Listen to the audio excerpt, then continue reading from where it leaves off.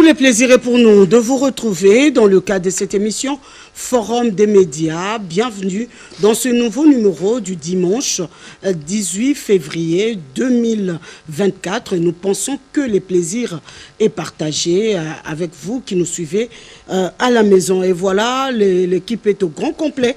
Ils sont là pour vous servir parce qu'ils sont animés de ce sentiment-là patriotique de pouvoir vous proposer des choses qui vont nourrir votre intellect et surtout, comme avait dit un des téléspectateurs, que cette émission nous apprend à défendre notre patrie avec des armes non conventionnelles. Et avec des armes conventionnelles, pardon, c'est-à-dire les idées. Voilà. Je m'en vais saluer mes invités. Bonsoir, monsieur l'honorable. Comment vous allez? Merci beaucoup, madame. C'est Robert Ngambi. Je vais très bien et revêtu d'une nouvelle qualité du secrétaire permanent et porte-parole du Parti Lumumbiste unifié. Voilà. C'est ce qu'il cherchait. Hein? Voilà, il a dit, c'est ce qu'il recherchait. Oui, monsieur le colonel réserviste. Madame, bonjour, merci beaucoup et bon anniversaire. Je veux très bien. Merci beaucoup. Il n'y a que le colonel, la personne qui a pris la parole en premier lieu, il n'a pas fait allusion à ça. Il n'y a pas de problème. Monsieur Cédric Kabea, bonsoir. Bonsoir, madame Josette. Je ne peux commencer que par vous souhaiter un joyeux anniversaire. Merci. Que le Dieu, que l'Éternel vous bénisse. Amen. Oui. Et jamais, madame, joyeux anniversaire. Voilà comment il se rattrape. Oui, professeur Kassongo Munganga, bonsoir. Bonsoir, madame, joyeux anniversaire. Merci beaucoup, papa. Donc, vous avez dit que né le 18 février 2000. J'ai 50 ans. J'ai 50 ans. Oui, j'ai 50 ans aujourd'hui. 50 ans. Ouais. Oui, je peux dire que c'est le même anniversaire que mon deuxième fils qui a aussi 50 ans, qui est pour le moment ambassadeur, que le président nommé ambassadeur en Égypte. Okay. Donc vous avez le même âge. Le même âge. Dit merci, papa. Le même âge. Donc vous êtes aussi ma fille. Depuis tout ça, même s'il n'avait pas résisté d'ambassadeur en Égypte, il serait toujours votre fille. Monsieur Lokaka, bonsoir. Comment vous allez? Merci infiniment. Heureuse et joyeux anniversaire. Merci beaucoup. Nous saluons le peuple congolais d'avoir le patriotisme rénovateur comme gage à la défense de la patrie. D'accord. Madame, bonsoir. Bonsoir madame et joyeux anniversaire à vous. Merci beaucoup. Nous demanderons au Seigneur de pouvoir toujours vous garder. Amen. Et vous combler de sa bénédiction. Je profite aussi de l'occasion pour saluer nos co-débatteurs. Et voilà. Merci beaucoup. Maître Patilendo, bonsoir. Bonsoir maman, que les dieux de Nonkulu arrosent davantage le reste de votre séjour sur cette terre. Et croyez-moi, mais dans l'âme et pince sans rire, vous êtes encore parmi ces femmes qui font la fierté du genre. Exactement. Et que le ciel puisse les reconnaître. Mais grâce à la magie en fait de l'Internet, j'ai découvert ce dimanche que c'était votre jour de naissance. Et me disant un dimanche, dans le reliquat de ma petite valise de l'Europe, je me suis permis de vous offrir en guise d'anniversaire ces petits cadeaux. C'est vraiment dans les reliquats de ma valise. Merci donc beaucoup. Je ne peux pas faire autrement. Wow. Merci maman. Merci beaucoup. Hein. Merci. Attendez, en direct, je vais vraiment faire des jaloux. Je vais faire des jaloux. Vraiment. Je vais faire des jaloux. Et voilà, il a bien choisi les couleurs. Hein. Ne vous en faites pas, méritocrate même en habillement. Merci maman. Merci beaucoup. Comme vous le savez, la semaine était riche en événements. Nous avons assisté à la conférence de presse qu'a livré l'informateur Augustin Kabouya, qui est à la recherche de la majorité pour former le gouvernement qui va accompagner le deuxième mandat des Fachi. Nous avions également assisté au retour des léopards et le président de la République les a reçus. Et comme vous savez, vous avez tous suivi ce que les léopards comment ils ont manifesté leur élan patriotique pendant la CAN et le retour de Luvumbu également, toujours dans cet élan patriotique par rapport à ce que la République démocratique du Congo subit comme affre des guerres au niveau de sa partie orientale. Et nous allons parler de ces deux thèmes que nous allons développer ici avec vous, chers analystes. Nous commençons par ces choix du président de la République. Nous avons dû l'effleurer au cours de l'émission passée. L'informateur est là, il a tenu son point de presse dans sa conférence de presse et la mission qui lui est confiée est connue. Il doit être à la recherche de la majorité parlementaire, mais une majorité qui est déjà visible, on l'avait dit autour de cette table. Quelle est réellement la mission que le président de la République a confiée à Augustin Kabouya? Oui. Merci beaucoup, madame. Comme je venais de le dire avec un peu de retard, je renouvelle le vœu le meilleur pour votre anniversaire sans pouvoir récupérer le minute réservé à Vieux Kassongo Munganga pour le faire. Alors, je profite également de cette opportunité pour féliciter le secrétaire général de l'UDPS, l'honorable Augustin Kabouya, que le président de la République venait de confier la mission d'informateur. Et je pense que, premièrement, le principe, c'est que l'UDPS a fait le plus grand nombre de députés. La tendance, depuis 60 dans les démocraties pluralistes, on confie la mission de l'informateur au responsable du parti qui a le plus grand nombre de députés. En 1960, Patrice Emery Lumumba avait obtenu également, parce que son parti avait plus de députés que d'autres.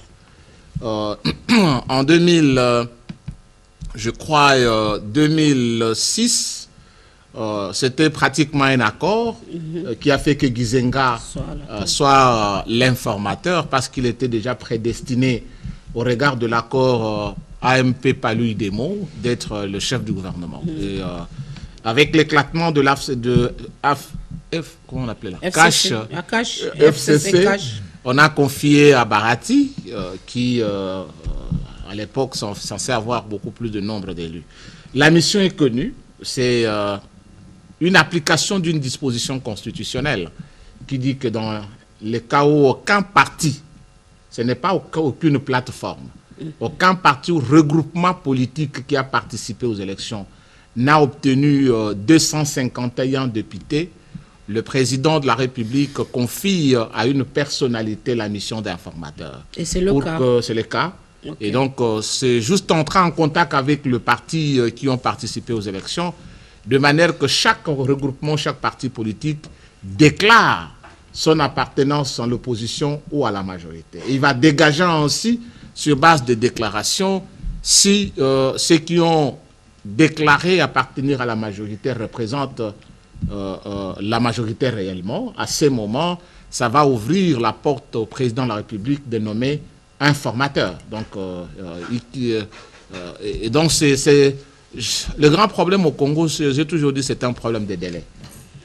Alors, parce quand que on le donne 60 jours, c'est d'un mois plus un mois, donc 60 jours. 60 jours. Ouais. Et donc, ça allonge beaucoup plus de transitions. Je pense qu'Augustin Kabouya devra faire comme le vénérable immortel, le patriarche Antoine Gizenga, qui avait également 60 jours, mais à 8 jours, il a présenté son rapport. Mais lorsqu'on y met en tête qu'il y a quand même un peu de... vous voyez là, le oncle Sam là. Alors, et qu'il faut allonger le délai, mais c'est la République qui en pâtit, parce que dans cet environnement, et les ministres nombreux qui vont quitter pour aller à l'Assemblée nationale, il y aura une petite équipe, juste ça peut aussi perturber le fonctionnement normal de la République. Donc je le conseillerais, c'est un frère, c'est un ami, on se connaît depuis très longtemps, de pouvoir ne pas perdre beaucoup de temps, comme vous l'avez dit, avoir... La majorité n'a pas de difficultés aujourd'hui pour être constituée.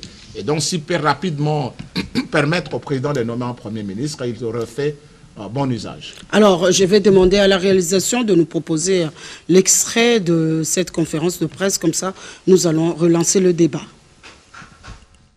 certain Augustin Kabouya s'avançant, tout sourire, fier de sa désignation comme informateur par le président de la République pour identifier la coalition majoritaire à l'Assemblée nationale qui veut dégager dès l'instant les convergences en vue de définir les grandes lignes de sa mission. Il en explicite déjà le contenu au cours de ce point de presse. De sa durée, de la méthodologie du travail, de l'équipe qui m'accompagnera dans l'exécution des tâches inhérentes à cette mission, des résultats de celle-ci et de la remise du rapport à son Excellence Monsieur le Président de la République, chef de l'État.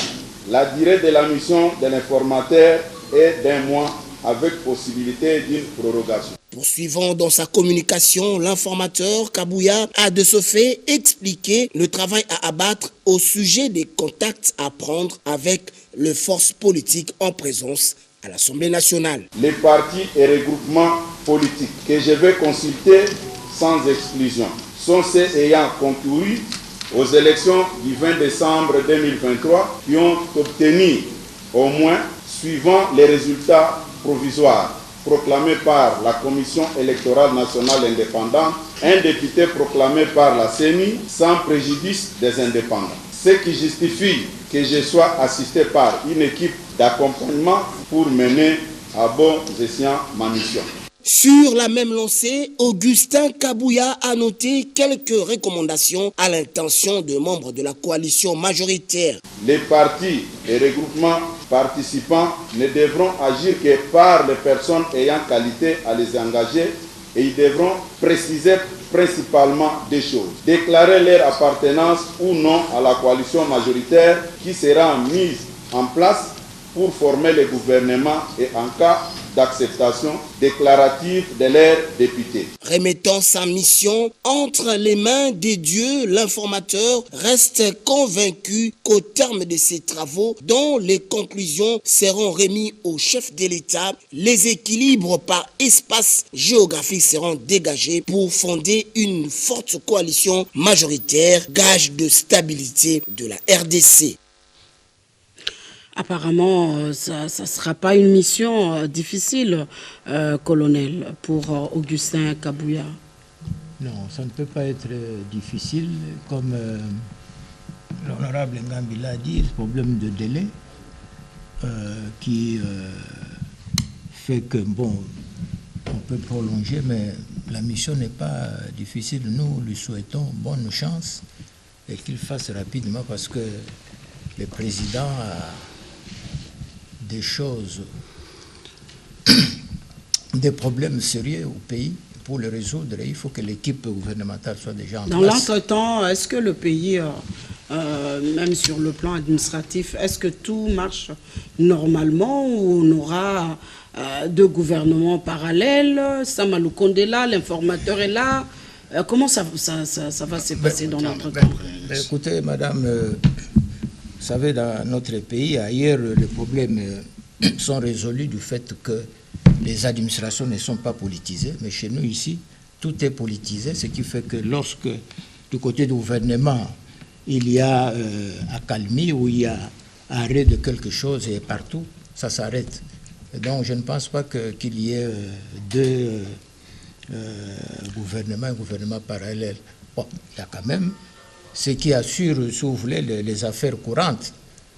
Mais dans la majorité des cas, je pense que nous avons plus besoin que le gouvernement soit rapidement mis en place pour résoudre les problèmes cruciaux qui se posent dans notre pays.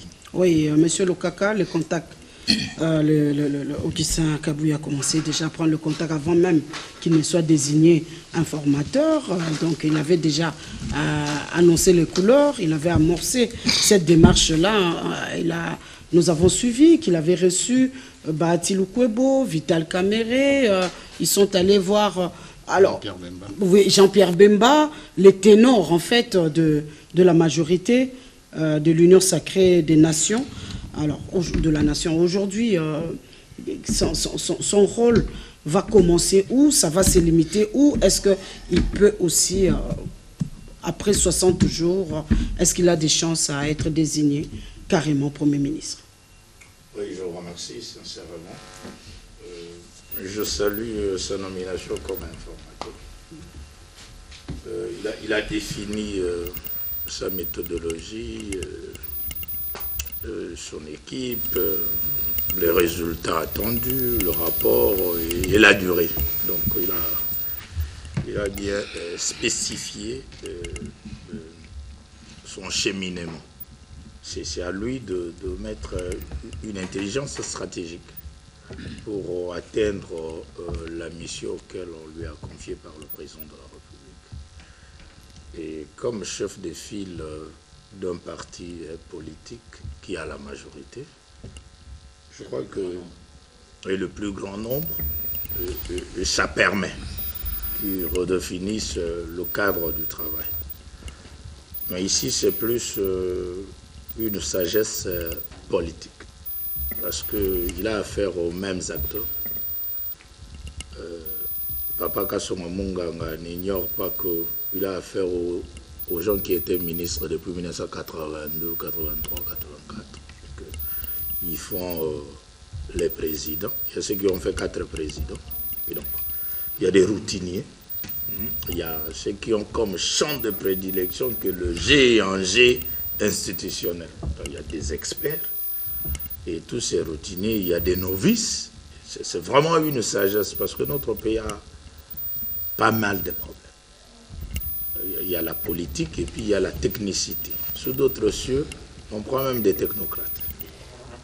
Est-ce que c'est Augustin Kabouya, c'est l'homme qu'il fallait, en dehors du fait qu'il vienne d'un parti politique où on a eu beaucoup plus d'élus? Est-ce que c'était la personne qu'il fallait? On pouvait trouver un technocrate, comme vous avez dit. En tout cas, je vous remercie. Au regard de mes analyses, c'est le chef d'un parti politique. Naturellement, il a dirigé un grand parti qui a une majorité au Parlement. C'est l'homme qu'il faut aussi. Parce que politiquement, c'est un homme politique. Et pour le pays, un homme politique digne, comme M. Ngambi, secrétaire permanent de porte-parole du PALU. C'est une haute fonction. Donc, le fait d'être secrétaire général de l'UDPS, c'est une haute fonction. Et vous ne pouvez pas l'enlever, le rôle de ne pas jouer être Premier ministre, sauf parce que la nomination du Premier ministre, c'est dans le pouvoir discrétionnel de son Excellence, Monsieur le Président de la République. Mais il peut, le fait d'être informateur pour devenir formateur, ça ne pose pas de problème. Il est déjà informateur.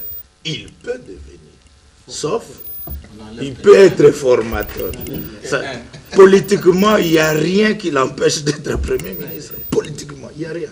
Il est congolais, il est député, il peut.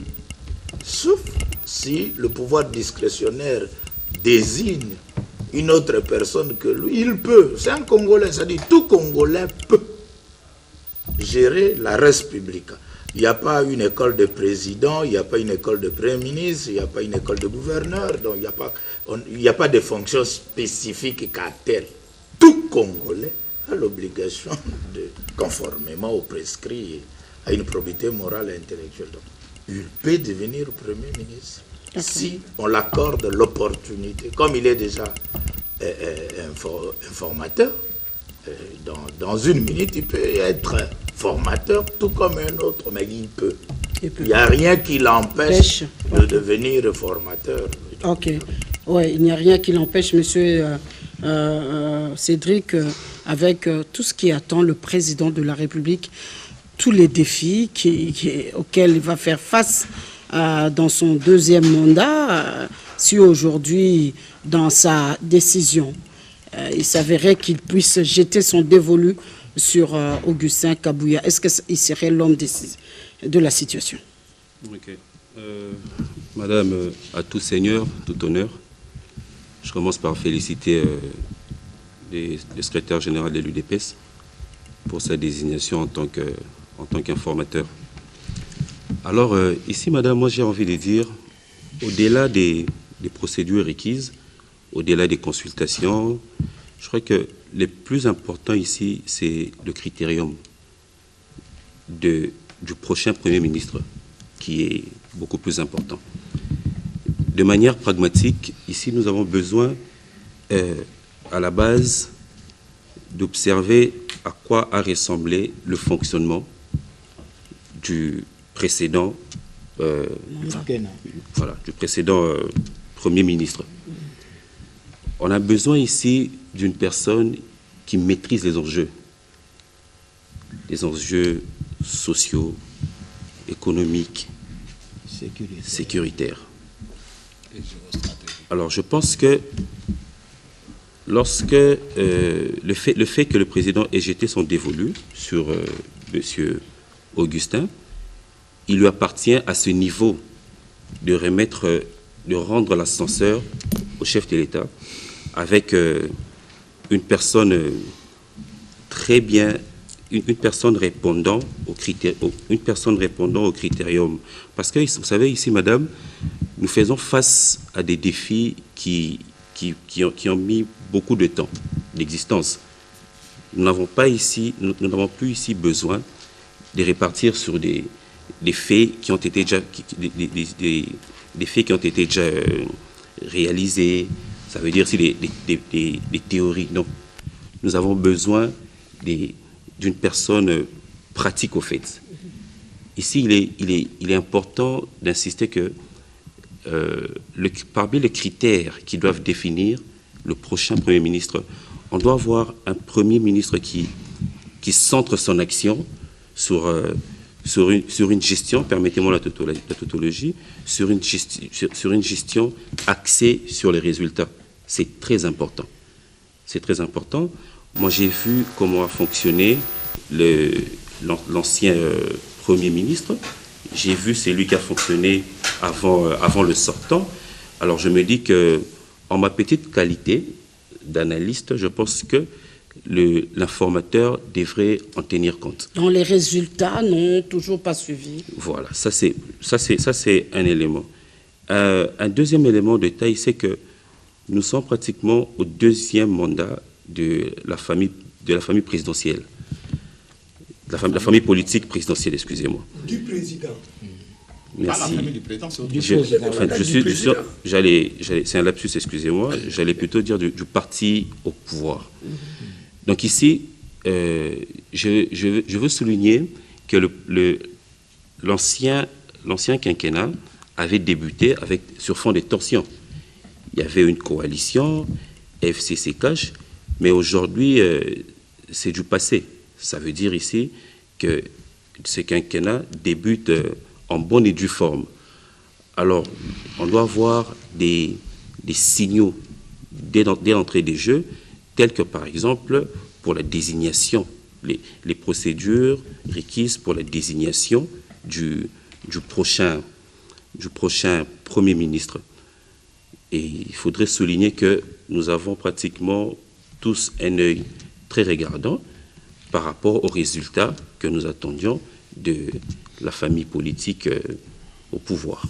Voilà, merci beaucoup. Oui, Madame Lukunku, vous savez, on l'a dit ici, le travail qu'il est en train de faire en tant qu'informateur, il n'y a qu'un seul pas qui le sépare pour devenir formateur. Là, c'est dans la décision du chef de l'État, on l'a dit ici, mais par rapport au critérium, parce que nous avons dit il faut, dans ces mandats du président de la République, qu'il y ait un mandat au cours duquel il sera redevable au peuple congolais qu'il a élu à plus de 70%, 73%. Et est-ce qu'aujourd'hui, les critères, avec les enjeux qui attendent les chefs de l'État, ces critères-là, de manière, on fait un portrait robot, hein. On laisse un peu Augustin Kabouya de côté, on fait un portrait robot pour parler de ce Premier ministre, le profil du Premier ministre, pour donner aussi de la matière à l'informateur. Pourquoi pas? Parce qu'il est en train de rechercher la majorité. L'homme providentiel. Exactement. Vous savez, avant de monter au pouvoir, avant d'être élu, il y a un passage obligatoire qui est la campagne présidentielle. La campagne qui se fait avant le vote.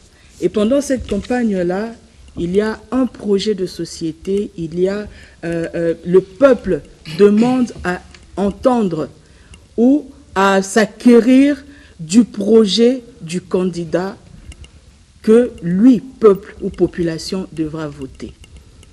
Et depuis 2018, il y a eu des promesses qui avaient été données au peuple congolais, lesquelles n'ont jamais été réalisées. Il y en a quelques-unes quand même. Nous sommes... non, moi vraiment personnellement, je ne sais pas dans quel secteur il y a eu réalisation de ces promesses, mais moi je n'ai pas vu. Parce que jusqu'à aujourd'hui, la population continue de croupir dans la misère, la population est dans l'insécurité. Et ce que je pourrais dire par rapport au profil de l'informateur, d'abord, c'est que l'informateur doit avoir une probité avérée. L'informateur doit être une personne qui a la maîtrise de la politique. L'informateur doit être une personne non conflictuelle et doit être une personne d'une grande discrétion. Vous-même, vous venez de dire là, et nous l'avons tous vu, comment est-ce qu'avant qu'il ne soit nommé informateur, comment il avait déjà commencé avec les consultations. C'était Kabouya consulte. Mais avant ça, il consultait en tant que qui, puisqu'il n'était pas encore nommé. Et posons-nous la question de savoir, est-ce qu'il a vraiment ces qualités-là? Parce que le prof Lokaka ici vient de dire qu'il y a... tout Congolais peut faire la politique, tout Congolais peut diriger. Mais il n'est pas question de pouvoir diriger. Mais est-ce que ce Congolais a la qualité? Il a cette qualité de pouvoir diriger. Est-ce que, s'il vous plaît, oui, il y a la qualité, la capacité, bien sûr. Mais est-ce que ce Congolais-là, la place qui lui est donnée, est-ce que c'est par méritocratie? Aujourd'hui, nous avons besoin des méritocrates, nous avons besoin des techniciens, des gens qui peuvent, parce que là, madame, ne nous leurrons pas. Nous sommes dans un pays où toutes les lumières sont au rouge. Et s'il faudrait donner encore un mois, plus un autre mois pour pouvoir ajouter, moi je pense que nous allons mettre le pays en retard. Parce que là, nous avons des urgences qui sont là sur la table et qu'il faut à tout prix pouvoir gérer.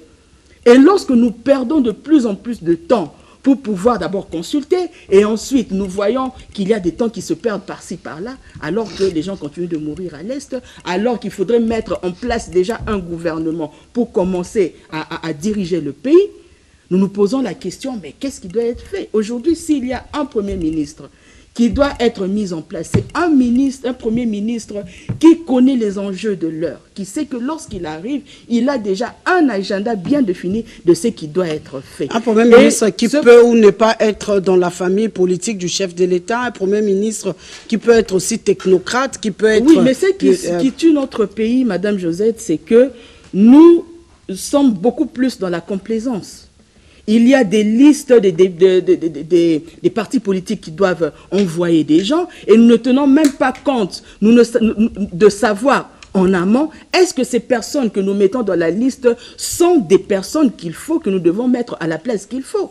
C'est ça le problème. Il ne suffit pas de mettre des noms sur des listes, mais il suffit de mettre des personnes qui ont ce cerveau-là de pouvoir prendre conscience de l'enjeu de l'heure et pouvoir mettre sur table et régler des situations qui sont urgentes.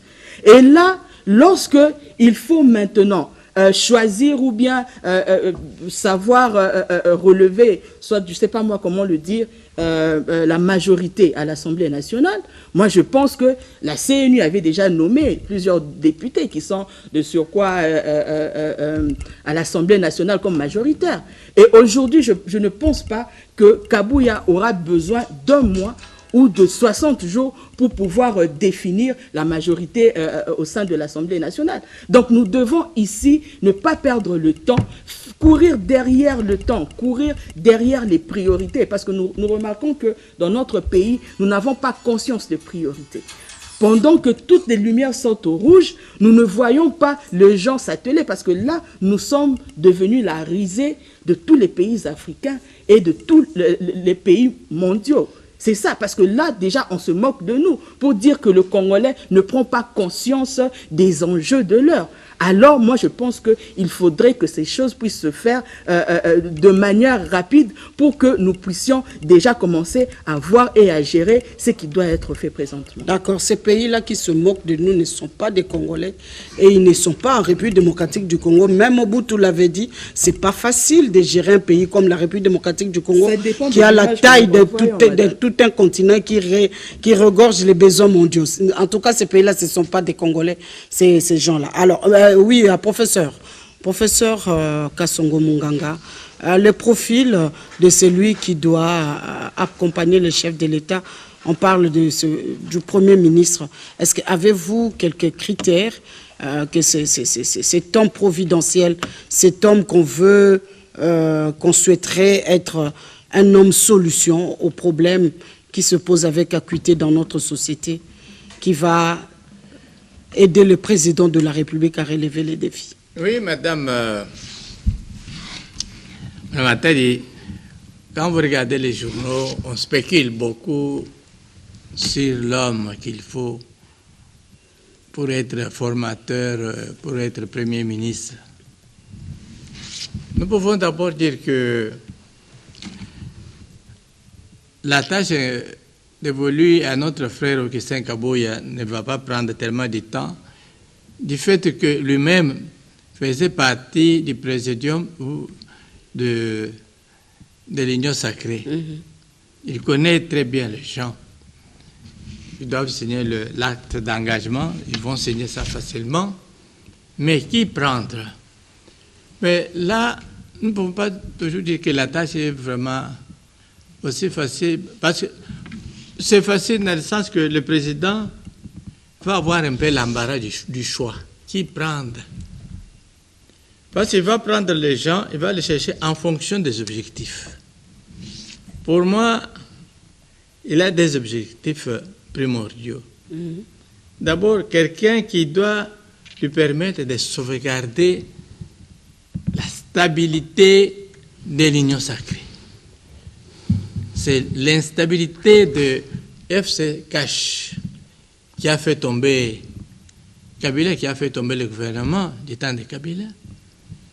Donc, quelqu'un qui doit... Donc, ça, c'est une tâche un peu politique. Mais en même temps, quand cette tâche est dévolue, quelqu'un qui va lui permettre de réaliser les souhaits de la population. Ces souhaits, c'est justement qu'il y ait une forte croissance économique avec une bonne répartition des revenus nationaux, que les gens puissent se sentir bien. Alors, cet homme, c'est qui? Mais, vous voyez, donc, la question que vous nous posez, c'est peut-être un peu difficile. On cite les noms, mais même quand on cite les noms, je peux vous montrer comment c'est un peu difficile. D'ailleurs, par exemple, pour ce qui est de la première tâche, on est la stabilité de l'Union sacrée, qui peut lui permettre vraiment que les gens restent unis. Alors, il faut que la personne fasse l'unanimité, c'est ça? Oui, l'unanimité, ne puisse pas être conflictuelle. Okay.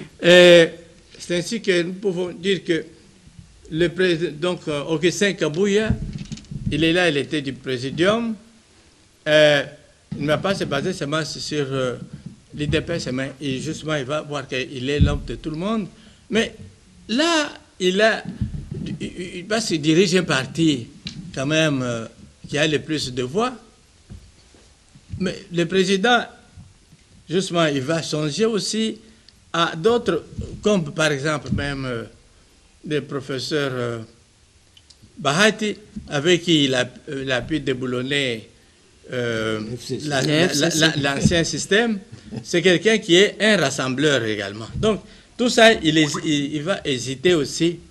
Alors, mais à ce niveau-là, il peut dire que mais il faut peut-être quelqu'un qui est là, qui peut être rassembleur, mais qui vient peut-être du Katanga, on ne sait pas. Il peut dire que peut-être du Katanga comme... Dans la géopolitique aussi. Avec la géopolitique, parce que Kabila, Augustin Kabuya même avait parlé des équilibres, et il a dit que donc, alors, il peut songer en ce moment-là à Fabien Moutombe, que moi je connais parce qu'il était le président de l'IDPS et allié à l'Assemblée nationale.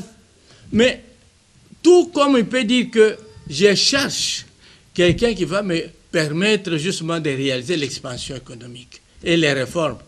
C'est à ce moment-là que justement on peut voir des gens que nous connaissons, que beaucoup de gens ne connaissent pas.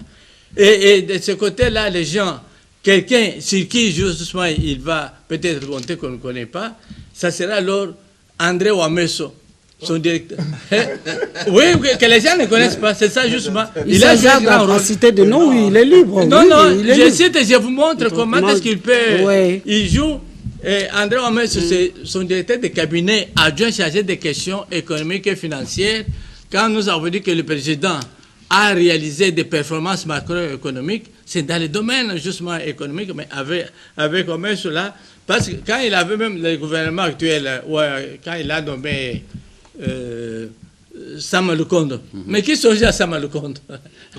Sama Lukonde, personne ne Sama Lukonde, on ne le il connaît pas. était Alors c'est pourquoi j'ai dit que la question ici, nous allons voir peut-être des gens qui vont venir que nous ne connaissons pas parce qu'il y a côté des enjeux, il a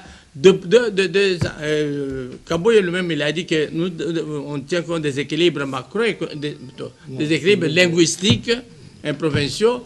Alors, compte tenu de ces objectifs, les deux ici, stabilité de l'union sacrée et puis les réformes donc, économiques, mais les gens, justement, ils sont peut-être un peu nombreux, mais ce que j'ai dit là, quand même, que je cite, c'est quelques noms seulement pour vous montrer comment que la tâche n'est pas aussi facile.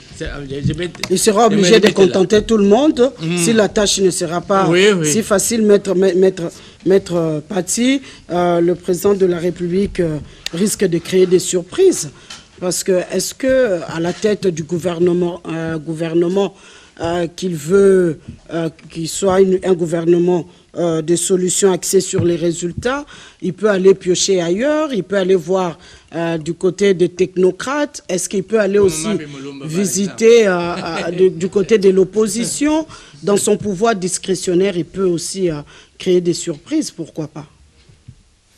Madame, en notable Congo aussi, permettez-moi de réitérer des condoléances à la famille de feu Papa Louis Massamba, Louis Masso, au moment où tout le monde se plaint à travers le média de ce qu'il n'y a pas de banque congolaise. Tout à fait. Mais il y a eu 3 dignes fils du Congo central qui nous ont pondu des banques et que le gouvernement finit par décourager. J'étais l'avocat de Papa Louis Masso. Je sais de quoi je parle. Donc, paix à sa grande mémoire. Vraiment. Et aussi, je voudrais remercier les jeunes méritocrates de Bukavu à travers la marche d'hier. Ils ont fait retentir les sons de la méritocratie. Eh bien, je viens maintenant à la question. Le président contenté. En suivant les uns les autres à travers la table, autour de la table, allais-je dire, j'étais en train de me perdre en conjecture, me disant, on parle de quoi? De l'informateur ou du formateur? Bon. Je pense que le rôle d'un informateur, ce n'est pas de proposer qui doit être là, ainsi de suite. Non. Le mot informateur ou le concept informateur n'est pas made in Congo. Congo, DRC, la science l'a déjà résolu. L'informateur, c'est comme un robot. Il vient juste recenser les différentes forces. Et voyez-vous. Et les forces sont celles-là que la CENI nous a pondues au sein de l'Assemblée nationale. Et il ne peut que voir AAA2. Qui est le responsable? Êtes-vous suffisamment mandaté pour parler de AAA2? Oui. Combien de députés? 2. Ngambi et Cédric Kabea. Eh bien, moi j'attendais sincèrement du point de presse d'hier qu'on puisse me parler du chronogramme détaillé mais restrictif en termes du temps. Cela a été dit. Mais nous rappeler des principes, je ne voudrais pas croire que cela soit vraiment l'ordre du jour aujourd'hui. Cela dit, de deux, sur qui le président peut compter pour faire le premier ministre. D'abord, si votre enfant, vous avez aujourd'hui 50 ans, donc mère de famille, je salue vos enfants et je leur dis bon anniversaire pour la maman. Eh bien, si votre enfant vient vous dire, maman, j'ai 28 ans, je veux me marier, ne soyez pas si inapte mental pour croire que dans la tête de l'enfant, il y a un vide. C'est que l'enfant a déjà, si c'est un homme, il a déjà une petite chérie quelque part qu'il voudrait bien vous proposer. Voyez-vous? Donc, je respecte le choix du président, je le respecte en tant que tel. je ne voudrais pas croire que dans sa tête, il y ait un vide autour de celui qui sera Premier ministre. Voyez-vous, il en a déjà. Mais ce que je ferai en Ngunza aussi, j'ai pris pour que ce choix-là soit judicieux et que les forces des ténèbres ne viennent pas l'embrouiller. Parce qu'avoir une idée et coucher sur une ordonnance, maman, il se passe trop de choses. Ça, c'est le Ngunza qui vous parle. Mais j'ai proposé au président 4 écoles. S'il veut faire un Premier ministre, autant pour les membres du gouvernement. La première école est celle du maréchal Mobutu. À l'école du maréchal Mobutu, c'était plus les services de sécurité. Je parle de choses pour lesquelles j'ai une certaine maîtrise et je suis heureux de retrouver M. Luangue en face de moi. Mobutu s'appuyait sur les services de sécurité. C'est pourquoi d'ailleurs, il n'est nommé que la plupart des jeunes gens qui sont sortis de ces rails de service. Voyez-vous? Et Mobutu avait quelque chose de distinctif que les gens ne comprenaient pas. Madame Mobutu, c'était un président hors du commun. Il avait le monitoring de tous les jeunes de l'université de Lubumbashi, Kisangani, Inikine. Moi qui vous parle, Mobutu savait que dans telle promotion, il y a un certain Cédric Abéa qui brille. Ça, je l'ai dit. M. Luangue pourra me contredire. Lui, il a été avec Maître Nimi. Eh bien, je vous l'ai dit. Nous-mêmes, quand nous fûmes en 3e pour passer en première licence, nous avons été approchés. Donc, Mobutu vous dit, mais M. Ngambi là, comment vous le trouvez? Il a ceci, il a cela. Donc, l'école de service de sécurité. Nous avons été approchés pour nous dire, bon, il faut être de service pour être, voilà, M. Tel. Tous les DG que Mobutu a nommés, tous les jeunes DG sortis des universités étaient des services. Nous avons refusé cela. Nous sommes restés ce que nous sommes.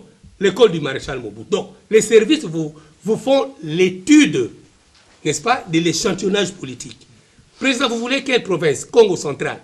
Voilà au Congo central le meilleur que pour nous trouvions. C'est comme ça que les Mabi, tout le monde ont été piochés à un moment donné. Première école, l'école de Mobutu. Deuxième école, l'école de Mouzé Kabila. Mouzé Kabila ne vous nommez pas tellement Premier ministre, il n'a pas eu fait de Premier ministre sans vous avoir vu. Personnellement. Et c'est pourquoi mon ami David Mbouakiem, qui accompagnait son papa avec, feu le papa Mbouakiem avec la chaise roulante, Mouzé l'a regardé. Oh, Mbouta, vous avez un fils? Il dit oui, il est là. Il a fait diplômé de licence en droit. Nous avons tous fait le droit public. Il dit, mais j'aurais besoin de lui. Il a parlé avec David Mbouakiem. C'est alors qu'il a convaincu Mouzé qu'il avait des notions de droit international, de la vie internationale. Voilà pourquoi David Mbouakiem était vice-ministre des Affaires étrangères. L'école de Mouzé.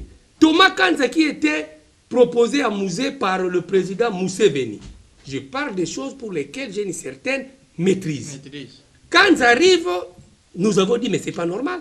C'est votre gouvernement des nationalistes, mais vous êtes dans les tours. Ah non, ben l'entourage est opaque. On ne nous permet pas à Kanza de percer comme les Congolais. Quand vous êtes là, on ne nous permet pas de venir nous approcher parce qu'on voit que à quoi qu'on soit place Nangaï, bassesse de l'homme noir et surtout du Congolais. Mais c'est Museveni qui a recommandé à Mouzé Kabila son grand frère Thomas Kanza. Mais pour que Kabila prenne Thomas Kanza comme ministre, il a dû rencontrer Thomas Kanza, ils ont parlé. Et après les négociations, les échanges, Kanza a eu la coopération internationale. Ça, c'est les deux écoles traditionnelles du Congo. La troisième école, c'est celle de François Mitterrand. Mitterrand a eu l'avantage d'avoir un certain Attali. Jacques Attali, c'est comme l'histoire de la France.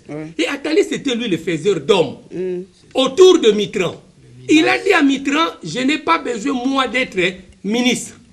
Je n'ai pas besoin, moi, d'être directeur de cabinet. J'ai besoin de te servir dans l'ombre.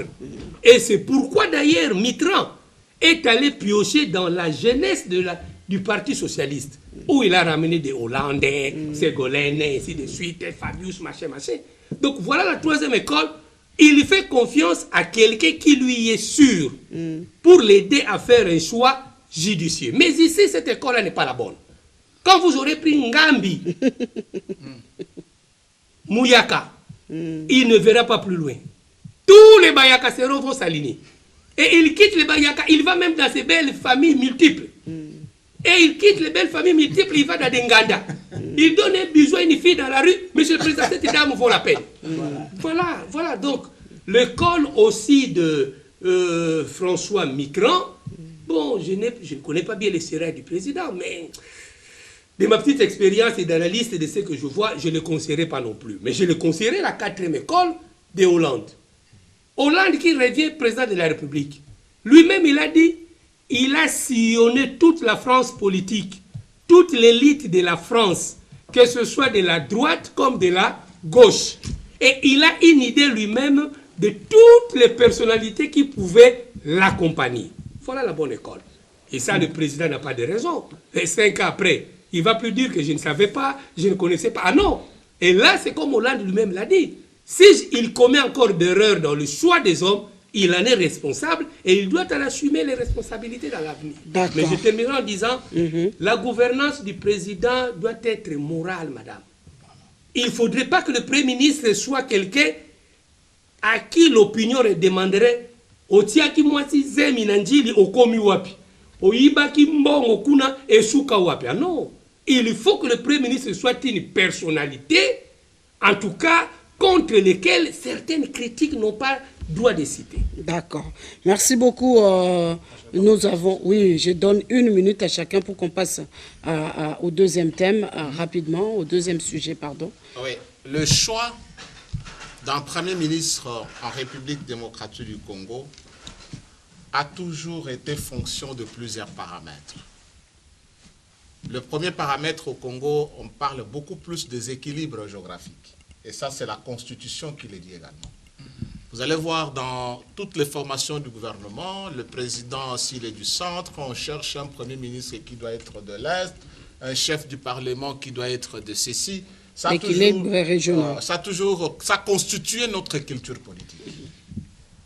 Ce qui fait que, sans tenir compte de ça, il y a des fois beaucoup de frustration, beaucoup de mécontentement. En tenant compte de ça, donc le président de la République est du centre. Le Premier ministre, si on tenait compte de ça, donc le Premier ministre ne peut en aucun cas être du centre. Si on avait une culture politique occidentale, ça peut ne pas créer de remous. Parce que là, on voit beaucoup plus les forces qui ont gagné, qui utilisent leurs ressources humaines pour donner le résultat. Mais chez nous, cette culture n'est pas encore nôtre. Les gens vont se dire, nous les Bakongo, on n'a rien eu. Nous les Mongos, on nous a abandonnés. Les Batete là dans ce gouvernement n'existent pas. Donc c'est ça la réalité, la culture, ce qui fait que des fois le politologue devrait même penser ce qu'il faut vraiment une démocratie au sens occidental. Parce qu'à la fin des comptes, les gens demandent sur base de manger et de boire. Et l'honneur est beaucoup plus moins en habit soyé. Donc c'est ça la réalité, la culture. Ce n'est pas parler ici, 3e, 4e mandature venant là, qu'on va s'en dépasser. Ça nous colle encore et donc il faut travailler avec notre culture politique. Alors, les valeurs, qu'est-ce que cet homme doit représenter? Des fois, j'ai tendance à croire que les gens ne se réfèrent qu'aux vieilles images. On pense que tel est ceci, mais il faut des fois aller puiser parce que cette expérience de vieilles images, ils sont tellement dans beaucoup de choses, de conflits, que des fois ça ne porte pas. Il a fallu qu'un jeune gars sort, brutalise un peu Hollande et il sort, il s'aimait. Je vois un Premier ministre aujourd'hui, c'est un jeune gars de 29 ans. Il y a un principe aussi qui dit qu'aux âmes bien nées, la valeur n'attend pas le nombre d'âges. Il ne faut pas jamais croire que c'est dans l'histoire qu'on peut toujours ramasser.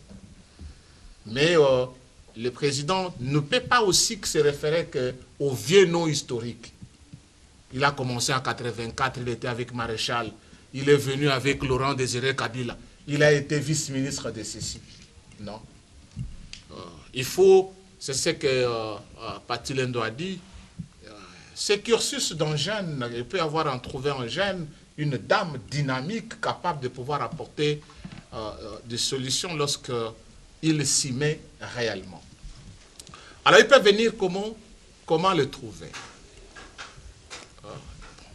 La tendance, premièrement, comme je dis, la tendance géographique, l'équilibre géographique, mais l'élément important, c'est un président de la République ne gère pas sans avoir de fichier que lui présente le service. Bien sûr. Ça, c'est le premier tableau de référence.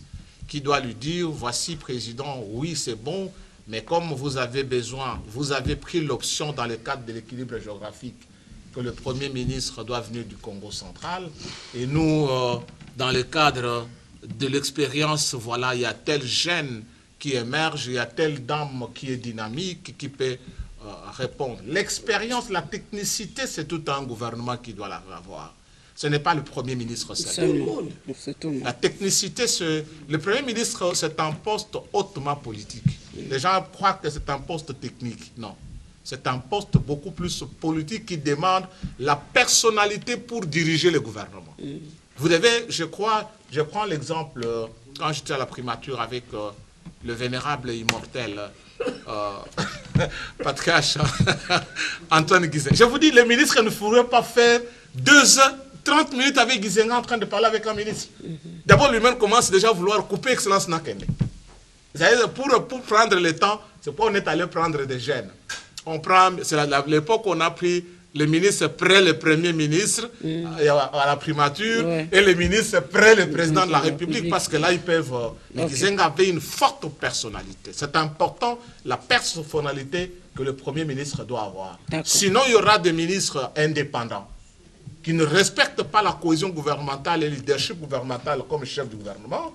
Vous avez un Premier ministre qui est, lui, rattaché, il n'a rien à voir avec le Premier ministre, il est c'est l'ami au président.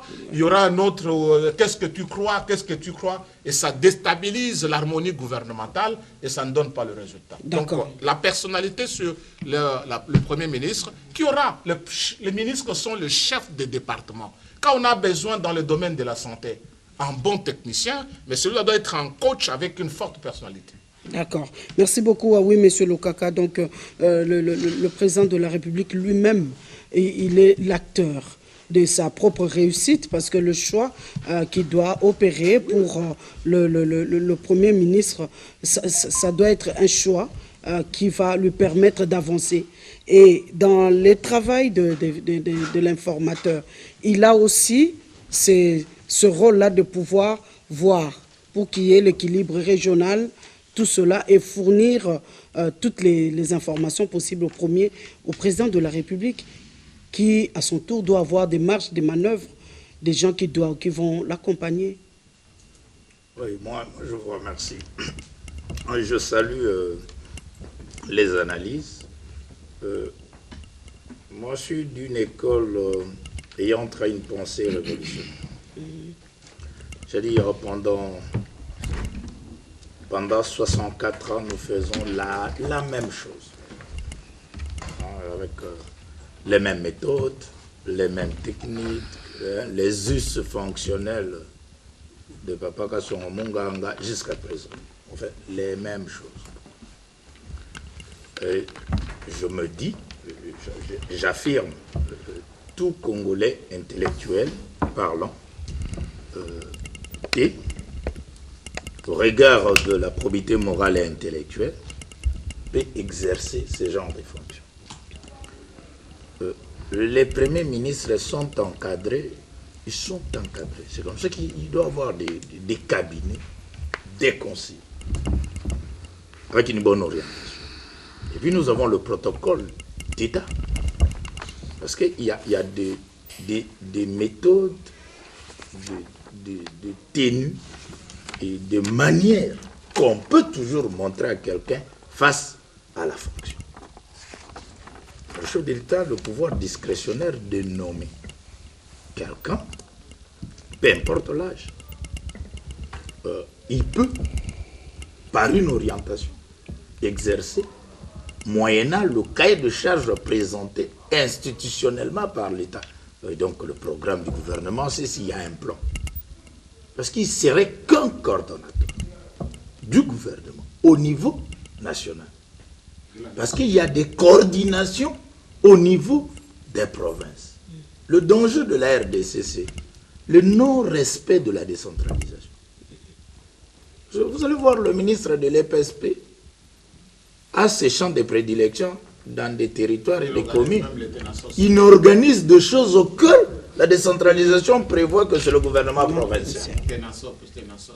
Alors, vous avez eu... Bon, je ne sais pas si on peut parler de dysfonctionnement entre ce qui se passe au niveau national et ce qui se réalise dans les provinces. Alors, quel est le rôle de ce coordonnateur-là? Je crois que politiquement, il peut être, techniquement, il faut qu'il y ait harmonie et que des gens qui suivent. Mais les acteurs politiques, quand quelqu'un est politique, il n'est pas technocrate, il n'est pas technicien. Colonel Luang va l'encadrer. S'il n'a pas l'enjeu sur la défense, il est là. Maître Patti, s'il ne maîtrise pas le droit, il est là pour dire, attention, ici,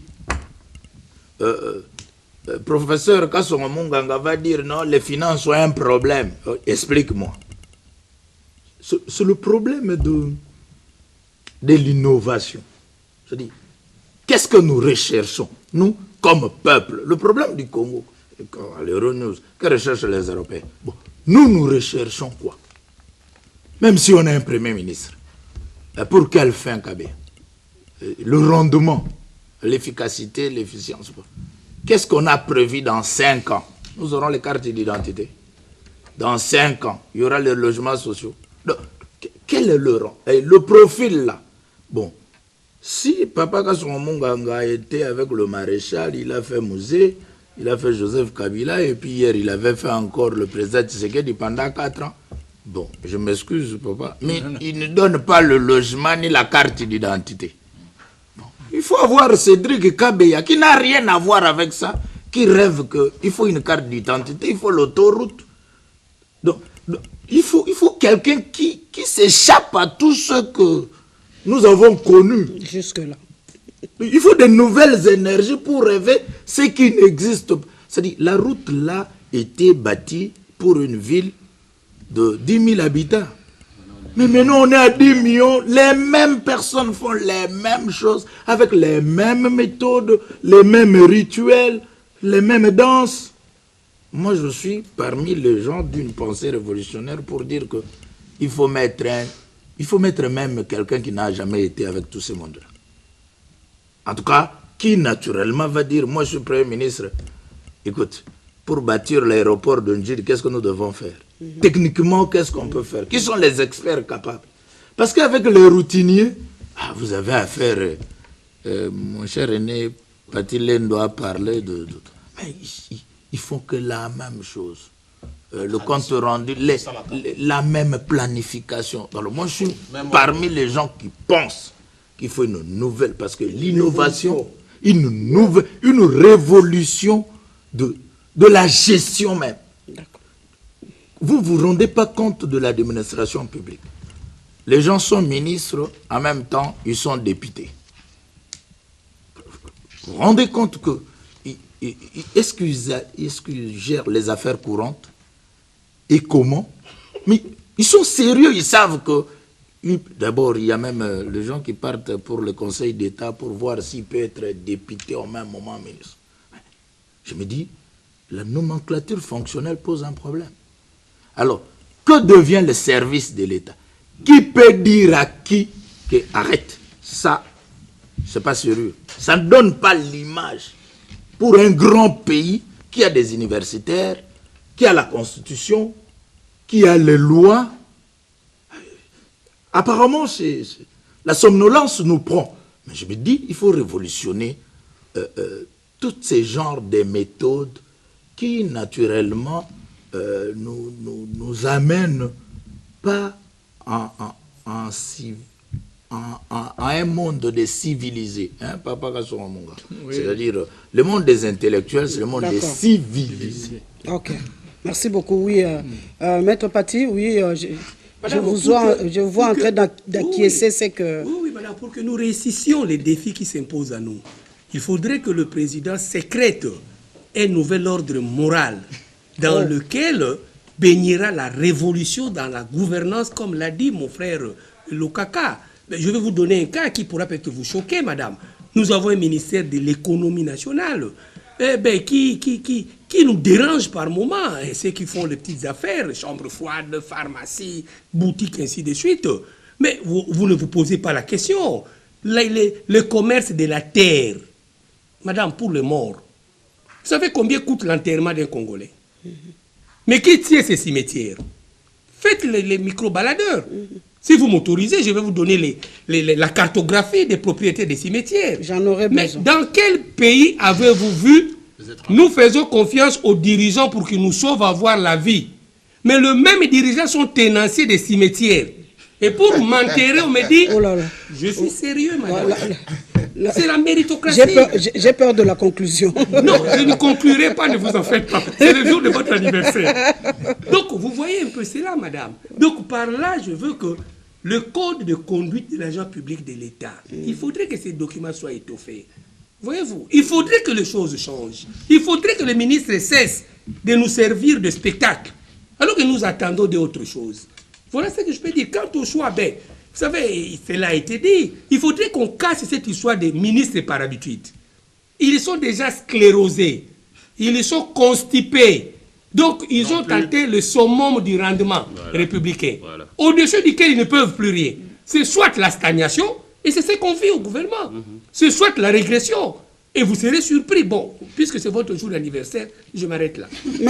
Merci beaucoup. Oui, colonel Lwangue, les 6 objectifs que s'est fixé le chef de l'État, il faut que ces objectifs-là se matérialisent, parce que c'est une vision, se matérialise avec les gens qui épousent, qui comprennent, qui vont comprendre ce que le président de la République attend, et surtout que le peuple congolais lui a dit que les erreurs du passé ne peuvent plus revenir, qu'on voit quand même les choses changer à la tête de nos institutions. Madame, j'avais préparé un portrait robot. Ok. Mais je salue ce que Maître Paty a dit. Je crois la fois passée, je l'avais souligné ici. Merci. Lorsque j'ai parlé de créer un secrétariat national au niveau de la présidence chargé de l'éthique.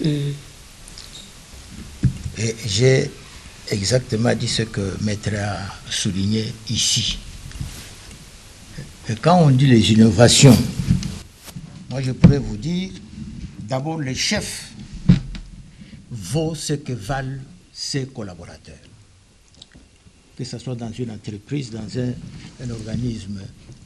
Et je dirais, nouvelle culture, nouveaux outils pour un nouveau champ de responsabilité. Nouvelle culture, nouveaux outils pour un nouveau champ de responsabilité.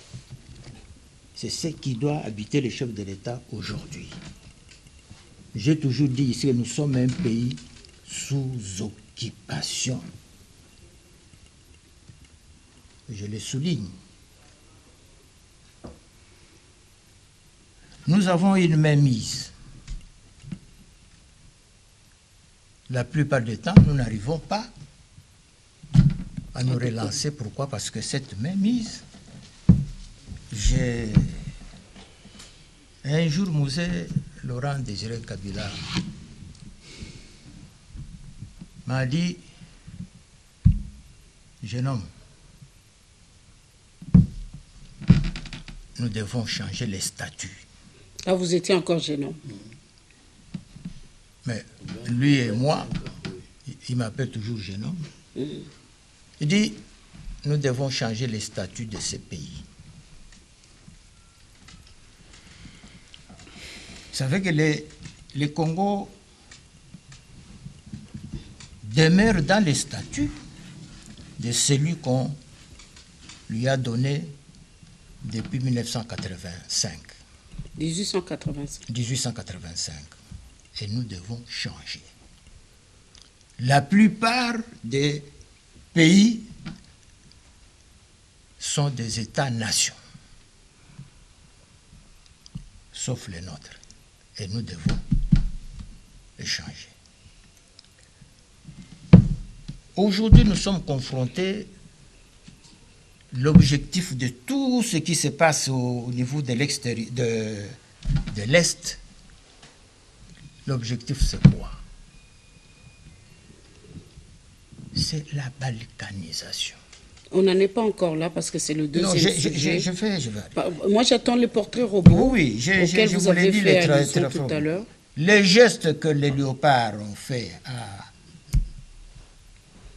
en Côte d'Ivoire. Mais ne soyons pas distraits. Nous avons dernièrement lu l'ouvrage de Charles Onana, Holocauste au Congo, l'omerta de la communauté internationale, la France complice. Et aujourd'hui, l'école de guerre que le président a créée, l'école professorale, ce sont les Français. Les collèges de hautes études, des stratégies de défense, ce sont les Français. Mais quels Français? Des retraités comme moi, officiers supérieurs et généraux. Vous vous donnez cours aussi là-bas? Vous dispensez? Moi, donner cours? Vous avez vu un Congolais donner cours là-bas? Vous n'en avez pas... Vous n'avez pas le profil, vous n'avez pas la capacité requise. J'ai des collègues qui sont passés commandants de l'OTAN. Parce que à l'école de guerre en Belgique, vous savez, la Belgique a une notoriété sur le plan de l'infanterie. Chaque promotion, vous avez au moins 2 Américains, 2 Allemands, 2 Français, 2 Canadiens, pour ne pas citer d'autres. Et j'ai mes collègues canadiens, américains, 2 ont déjà été nommés commandants de l'OTAN. Donc pour vous dire que nous avions eu des collègues en dessous de la moyenne, mais nous ici, je vous lis les protèges. C'est le jour de mon anniversaire, voilà. Allez-y. Bon anniversaire. Merci. Oui. Et de mon fils. Le Premier ministre, il doit être un homme ou une femme qui maîtrise l'équation géopolitique et géostratégique congolaise, c'est-à-dire l'importance de la République démocratique du Congo dans l'équilibre de la planète, l'importance de la RD Congo dans la puissance de l'Afrique. Il ou elle doit être à la hauteur de la signification de la portée de la puissance potentielle du Congo, pas seulement en Afrique, mais dans le monde. Pour cela, il doit avoir des attitudes et des compétences qui ne sont pas seulement intellectuelles, qui ne sont pas seulement morales, mais spirituelles. Qu'est-ce que vous entendez par spirituel? Je vais y arriver. On parle de la sorcellerie. Il faut quelqu'un qui, ayant développé un sens extrêmement élevé de responsabilité, un sens extrêmement élevé de la vie, de l'humanité. Il faut que ce soit un grand patriote, un grand Congolais et un grand Congolais panafricain. Ça, c'est le portrait que je vais. Nous avons parlé ici de M. Augustin Kabouya. Bon, il n'est pas Premier ministre, c'était l'informateur. C'est d'ailleurs, Maître a donné il a fait la remarque par rapport à ça. Est-ce que nous parlons du profil du Premier ministre ou nous parlons de l'informateur, le formateur? Donc, je crois que du formateur. Les enjeux que nous avons, et surtout les enjeux sécuritaires, avec cet objectif-là de balkaniser le Congo, parce que les gens restent un peu distraits, madame. D'accord. Le processus de balkanisation est bel et bien déclenché et il est en cours de réalisation. D'accord. Merci beaucoup. Nous allons en parler lors du deuxième sujet. Oui, madame, par rapport au profil et ce qu'il y a ajouté pour que le président de la République ait de la matière. Je sais qu'il suit cette émission. On lui donne de la matière pourvu que ce que vous proposez soit pris en compte. Pour amorcer cette deuxième intervention, moi je vais parler de la citation de Lajos Kossuth qui a dit que la politique est une science de l'exigence. Ça voudrait dire que lorsque nous sommes en politique, ou lorsqu'il faudrait nommer des gens pour gouverner tout un peuple, il n'y a pas lieu de pouvoir faire des essais-erreurs. Il faudrait prendre des décisions salutaire pour pouvoir changer ou bien changer la trajectoire de ce qui avait déjà été fait en amont. Et lorsqu'on parle du profil du Premier ministre, le Premier ministre est le chef du gouvernement. Et ce n'est pas n'importe qui qu'on peut mettre dans ce poste-là. C'est d'abord une personne qui doit être dépourvue de complaisance. Ça doit être une personne qui a une probité morale avérée.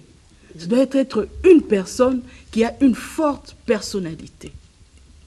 Et dans tout ceci, s'il faudrait que le président de la République puisse choisir un Premier ministre, il doit se mettre dans la tête qu'il y avait des promesses qu'il avait faites à la population congolaise qui attendent d'être résolues.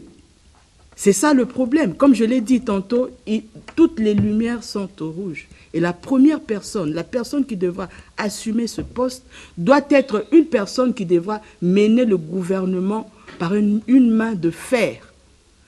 Parce que s'il s'agit juste de donner des noms sur des listes, des noms des personnes qui ont été donnés peut-être par des chefs de partis politiques, ou des gens qui ont été recommandés, moi je pense que nous n'aurons pas gagné cette bataille. Là, il faudrait mettre des technocrates, comme vous l'avez dit, je ne vais pas me le répéter, des gens qui pourront mener à bien. Parce que là, comme le colonel réserviste vient de le dire, nous avons deux priorités dans ce pays. Et lorsque j'avais parlé du fait que notre pays aujourd'hui est la risée de tous les autres pays, c'est parce que partout au monde, on sait que le Congolais ne connaît pas les priorités. Le Congolais est juste dans la jouissance. Je suis aussi congolaise et je m'inclus. Nous sommes dans la jouissance, nous sommes dans le superflu. Et c'est ça le problème. Il faudrait voir maintenant, mettre sur table quelle priorité nous avons. Nous avons une guerre qui est aujourd'hui devant nos portes. Le colonel a parlé de la balkanisation qui aujourd'hui est effective. Parce que nous voyons que ces forces-là sont à quelques kilomètres de Goma. Il faudrait trouver des solutions à ce problème-là. Et nous avons deuxièmement ce problème du social du peuple congolais qui doit être résolu. Et c'est ça le problème. Mettons sur table, ce qui tue notre pays aujourd'hui, ce sont les théories.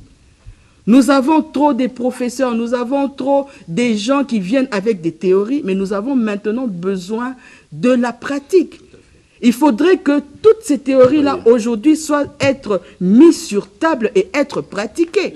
Nous avons des professeurs qui ont écrit des livres, qui ont écrit des syllabus, qui ont écrit des essais et tout ça. Mais maintenant que ces professeurs nous aident à pouvoir mettre tout cela en pratique, et c'est ce que nous attendons. D'accord. Oui, monsieur Cédric, il y a même le fait que on déplore, hein, en tout cas on a vécu ça ici, qu'on a nommé quelqu'un, mais le nom a été remplacé par un autre, le président de la République. On a retrouvé que ce n'est pas la personne qu'il fallait. Alors, ces genres de pratiques avec ce que le président de la République a comme enjeu devant lui, il faudra nécessairement se choisir des gens, surtout le Premier ministre qui a les gants de fer, hein, on dit ça, hein, les gants de fer, et non caresser les gens du sens de poil. Madame, merci pour ce deuxième tour de parole. Respectueusement, je vais commencer par agrafer la première partie de mon intervention sur la brillante intervention du maître Patileno. En ce sens où je dirais, maître, vous avez posé une question, celle de savoir en parler de l'informateur ou du formateur. Comprenez ici qu'autour de cette table, il y a des personnes qui ont une passion pour le Congo. Alors, automatique, lorsqu'on parle du formateur, je m'assume. Ça veut dire ici que lorsque le débat est lancé sur le formateur, on a directement tendance, voilà, sans aucune transition. Donc c'est un peu cela. Voilà. Donc j'aimerais vraiment dire ça. D'accord. Alors, madame, il est vrai qu'il y a ici des procédures, des préalables qui précèdent le choix ou la nomination de ce Premier ministre. Mais à ce niveau, moi, je crois qu'il est beaucoup plus important de l'illustrer en tableau, au fait. En tableau, ça veut dire en clair, je peins un tableau dans lequel, du côté gauche, j'ai mis les défis majeurs. Ça veut dire ici, nous sommes dans un pays où nous sommes victimes d'un néocolonialisme économique. Nous sommes dans un pays où le sang coule depuis plus de 30 ans. Nous sommes dans un pays où les réseaux routiers n'existent pas. Nous sommes dans un pays où le délestage est devenu normal, quand bien même nous avons un barrage qui est capable d'alimenter l'Afrique entière. Nous sommes dans un pays où la médecine est entretenue par des personnes étrangères. Et dans le côté droit, nous avons besoin d'une personne qui maîtrise correctement ses défis et ses urgences. Au-delà des appartenances politiques, familles politiques, tout ce qui peut se dire, ok. Mais à la base, lorsqu'une personne maîtrise ces éléments des éléments qui sont mis du côté gauche de mon tableau, cette personne devrait, j'estime, faire preuve d'abord d'un sens élevé de patriotisme. Lorsqu'on est patriote et qu'on vient, on serait beaucoup plus pragmatique. Madame, vous savez, je le répète aujourd'hui, je l'ai dit au courant, je l'ai dit il y a près de 2 semaines, on n'a pas eu des réponses efficaces aux inondations qui ont eu lieu il y a un mois aujourd'hui, je pense, un mois comme ça. Là. Ça veut dire ici, on s'est dit, bon voilà, quand Madame la pluie s'est calmée, les choses ont repris le cours normal. Mais dans pas longtemps, il va recommencer à pleuvoir. Quelles sont les dispositions, au fait? Alors, aujourd'hui, au-delà de tout ce qui peut se dire, ça veut dire ici les procédures requises, les préalables, mais le type de personne dont on a besoin ici, c'est une personne qui a cette maîtrise parfaite. Cette personne qui sait ce qu'elle doit venir faire au fait. On a beau entendre des beaux discours ici. Je vais rapidement me joindre aussi au dire de mon aîné Lokaka. Il a dit ici tantôt que voilà, ce sont les mêmes personnes, les mêmes méthodes. Autrement, moi, je dirais que c'est les mêmes causes qui produisent les mêmes effets. Il faut rénover. On a besoin des nouvelles intelligences. Forum de médias, c'est une intelligence. Dans le côté, il y a une question qui me... Ne vous gênez pas, hein, il faut vous fendre, hein, parce que ne soyez pas plus humble que... Ne parlez pas pour les autres, pas pour ils doivent venir parmi vous. Allez.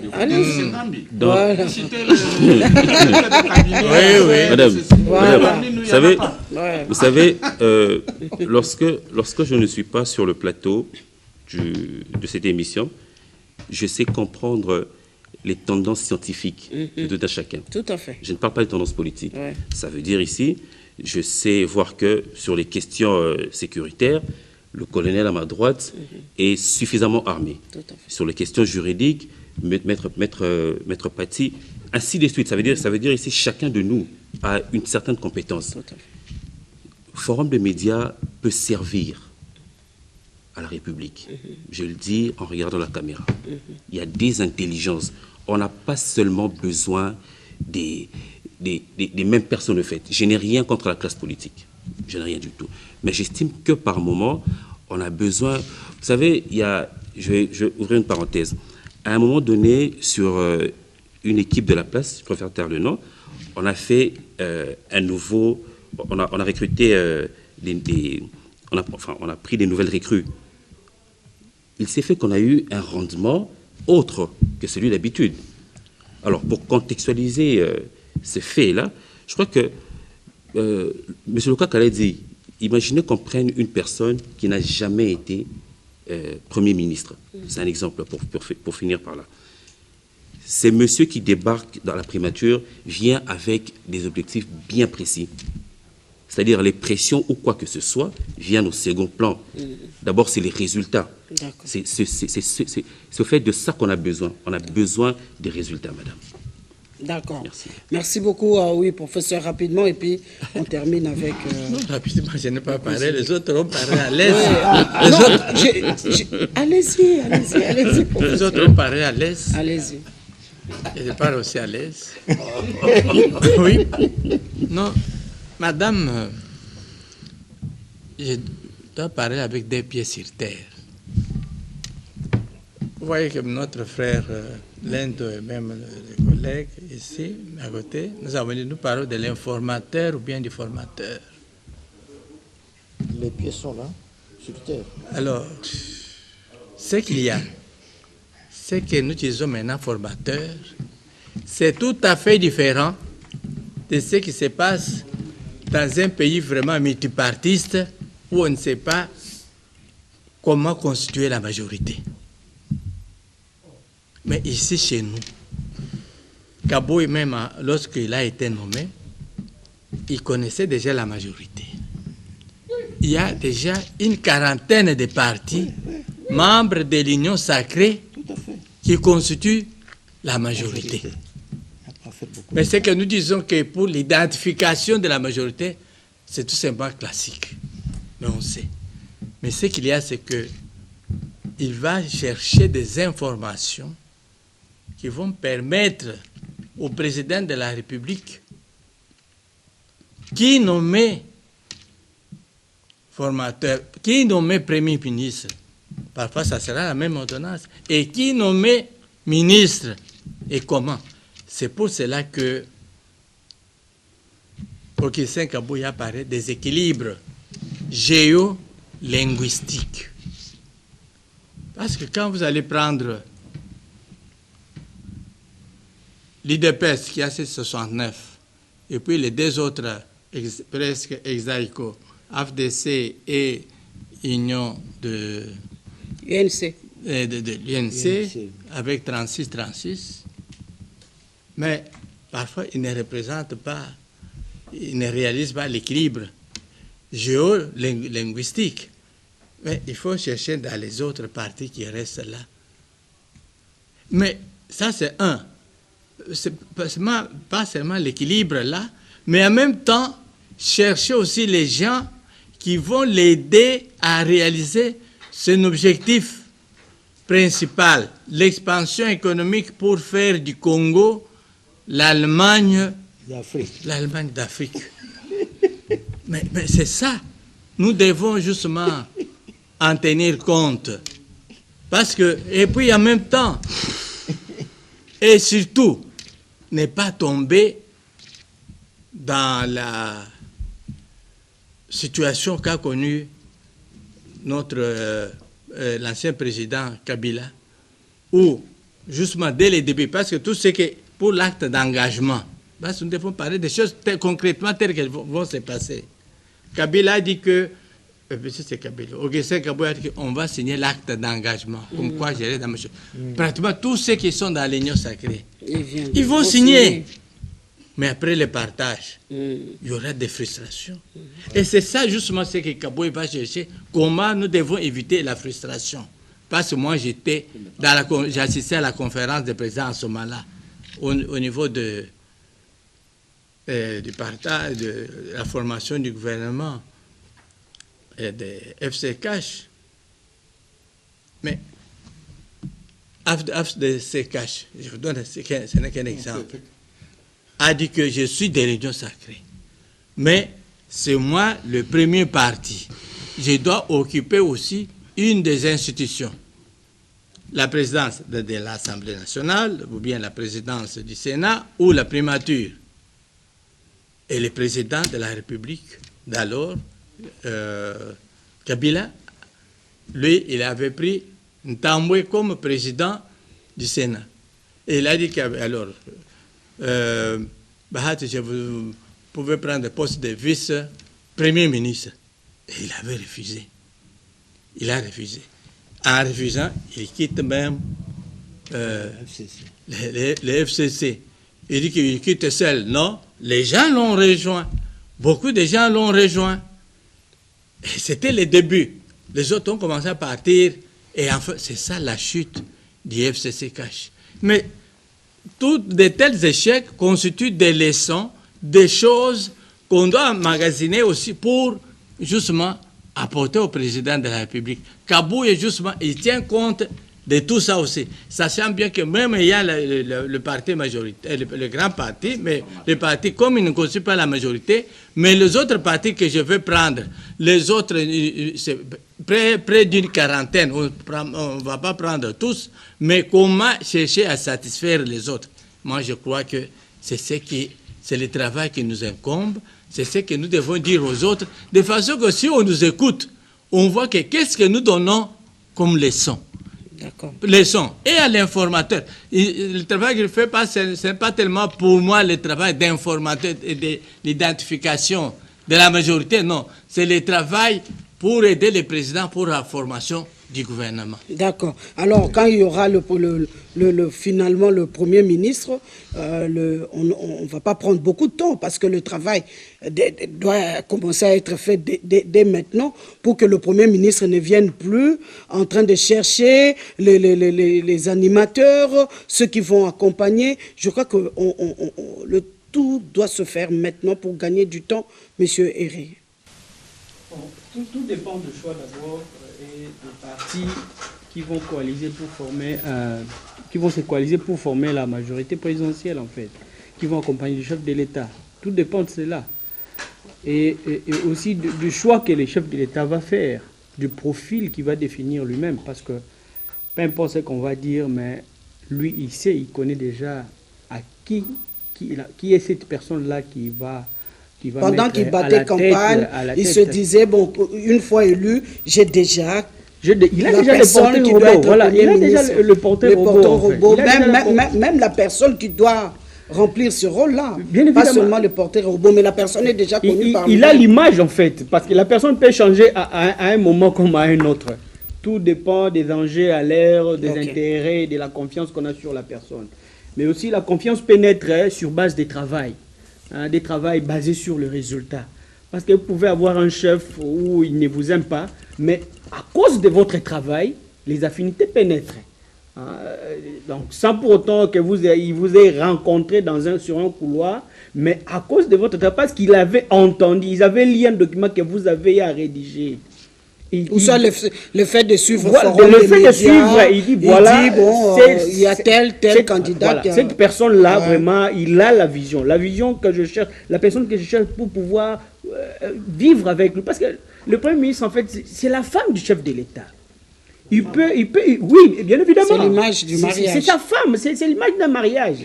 Parce qu'on a eu des premiers ministres qui n'ont jamais, on a vu, en dehors du Conseil des ministres, à rencontrer le chef de l'État. Alors qu'un Premier ministre, moi je pense, il doit rencontrer le chef de l'État à tout moment pour discuter des problèmes de la patrie, les problèmes qu'il rencontre dans la gestion courante. Il va dire, maintenant, le chef, voilà ici comment on peut les ajuster, voilà comment on va les faire. Parce que on veut avoir un ministre qui va répondre réellement aux besoins du peuple congolais. Femme, soyez soumise. Non, en fait, pas un ministre qui est... Vous savez, madame, il ne faut pas sous-estimer le pouvoir de la femme si on entrait là, parce que dans la gestion courante d'ailleurs de la vie des hommes... Non, parce que vous avez donné l'image d'un mariage, c'est pourquoi je dis... Dans la gestion, ce n'est pas la soumission. Okay. Dans la gestion, ce n'est pas la soumission, mais c'est le respect mutuel. C'est le respect mutuel par rapport aux attentes de l'un et de l'autre, par rapport au choix qui a été porté sur vous. C'est que la personne attend de vous. C'est une discussion mutuelle qui doit avoir entre un président...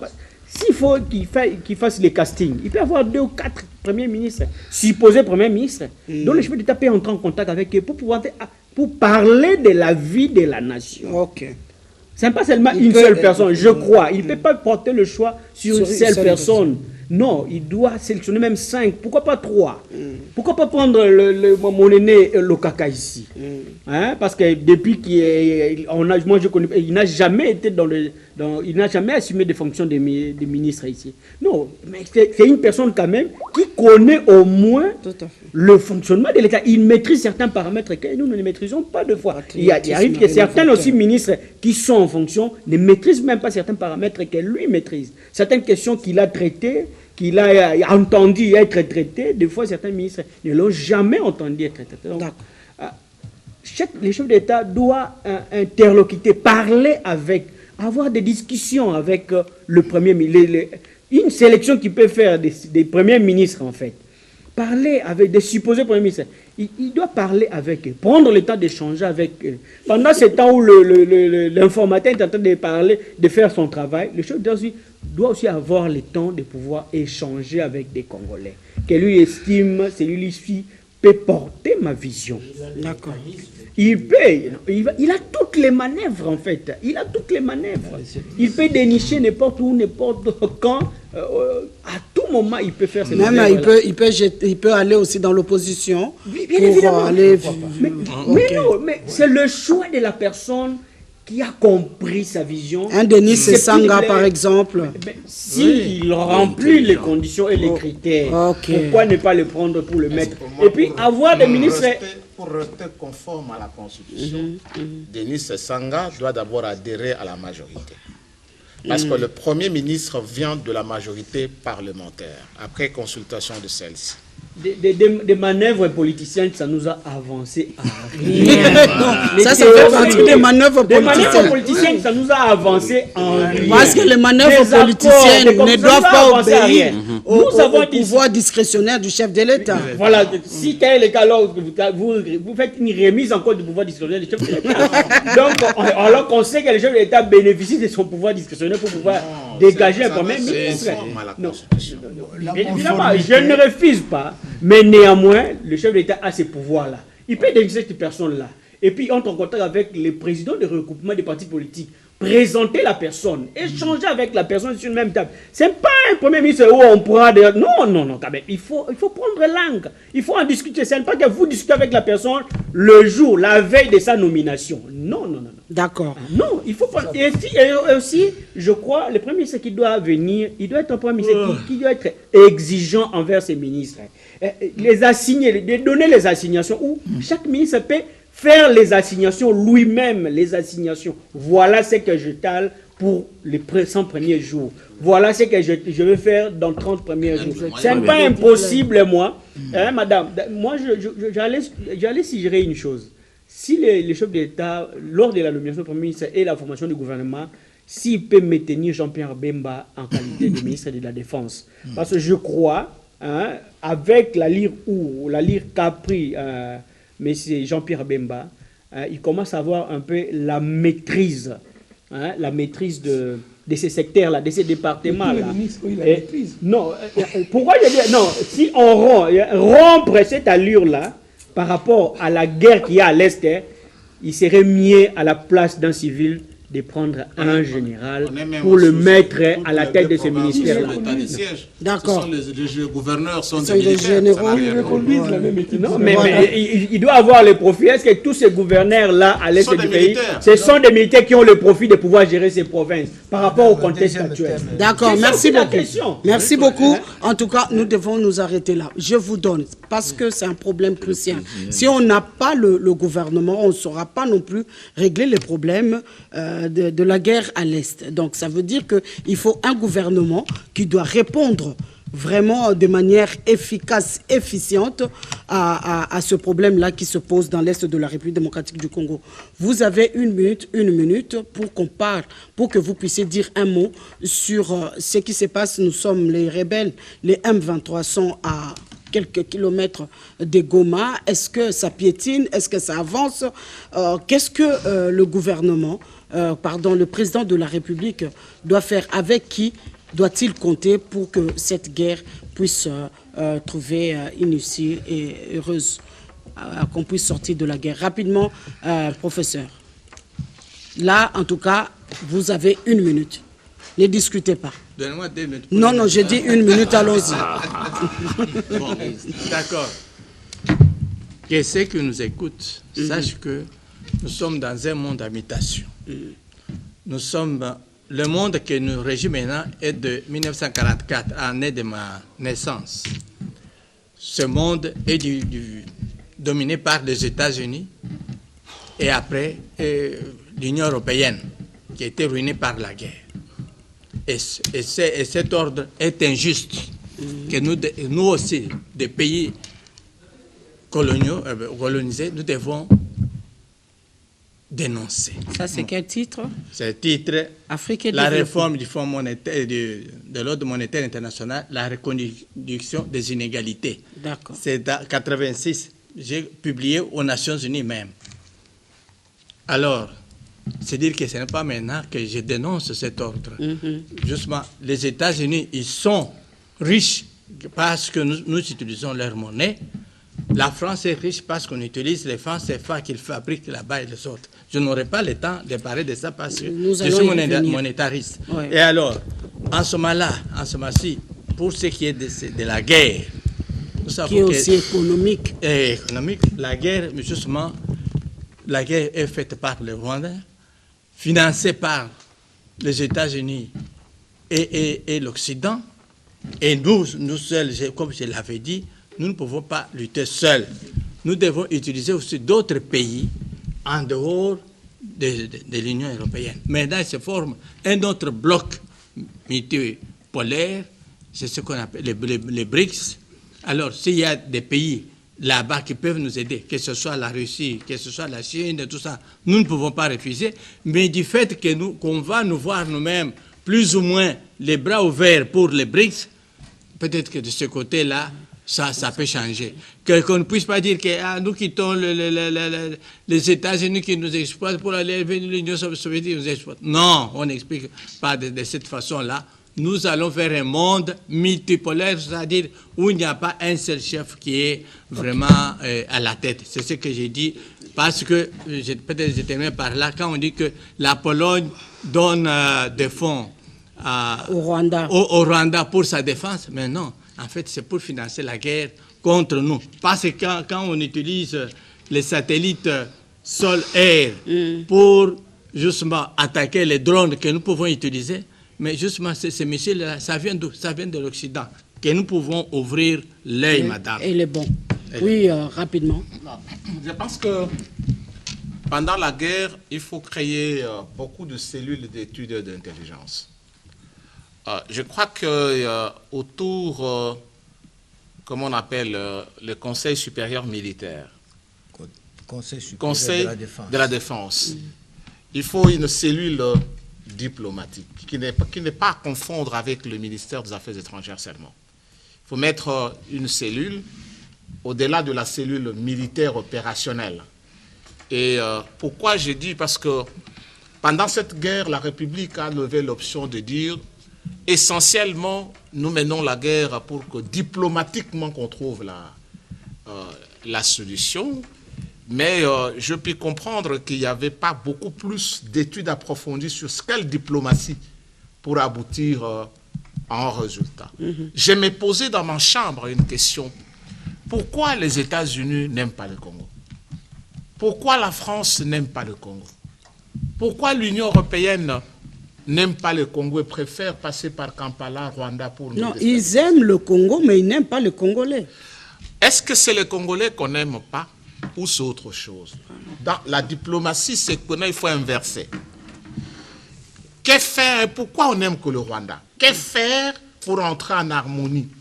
Ce sont des questions fondamentales qu'il faut se poser.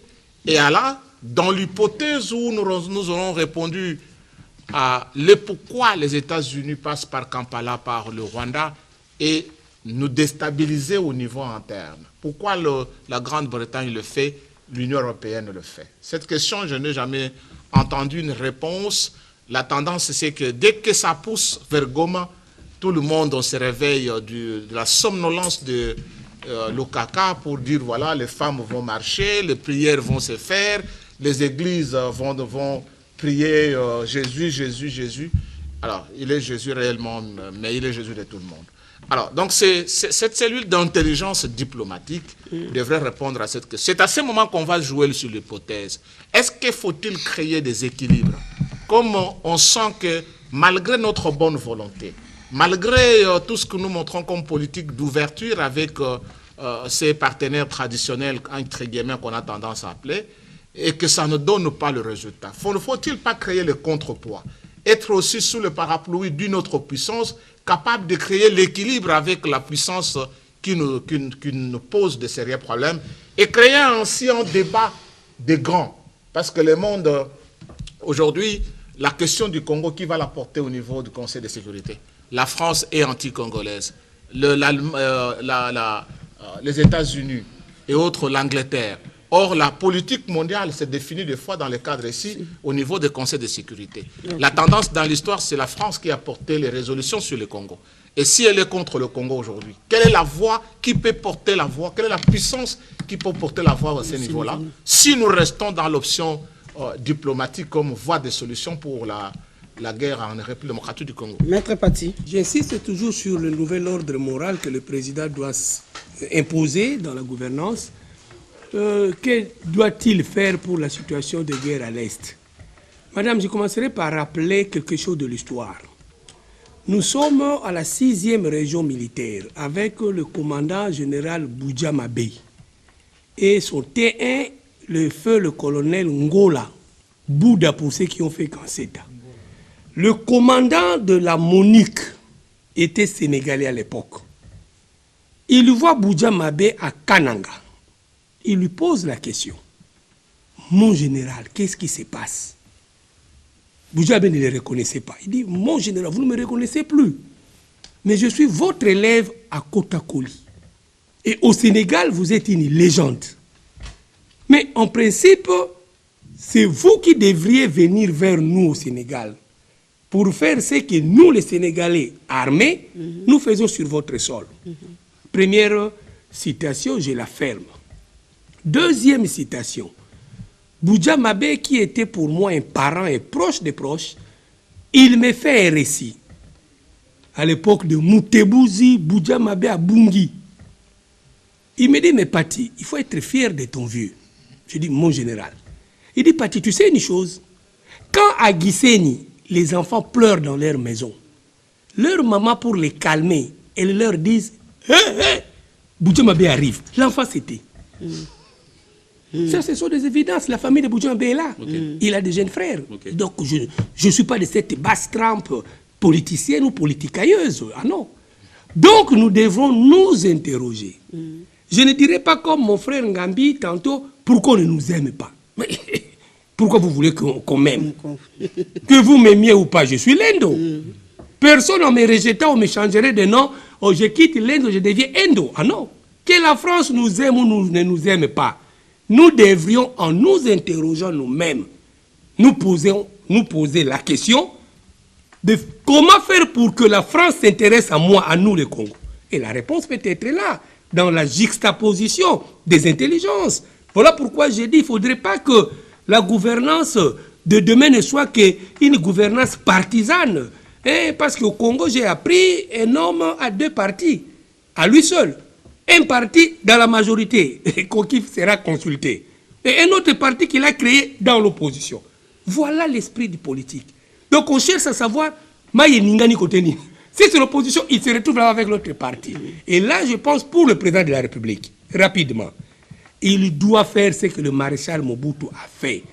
Je ne me ferai pas encore une fois oiseau de mauvais augure. Qu'est-ce que Mobutu avait fait? À un moment donné, M. Luang peut se souvenir, Mobutu a dit, je veux parler avec l'armée. Pas l'armée des généraux, des colonels, des majors, des capitaines, des lieutenants. Comme on dit, le plouc. L'exemple est là. Les conséquences ont été là. Les militaires ont parlé au chef suprême des armées. Mobutu était Aouri. Tout en étant le grand maréchal, croyant avoir l'information, mais il n'en avait pas. Il s'est étonné. Les images sont là. Que le président fasse cela au niveau du front, qu'il demande à son état-major particulier, mais je ne sais pas quoi là, qu'on lui fasse un échantillonnage. Vous qui êtes au front de Mubambiro, venez, donnez-nous 3 militaires.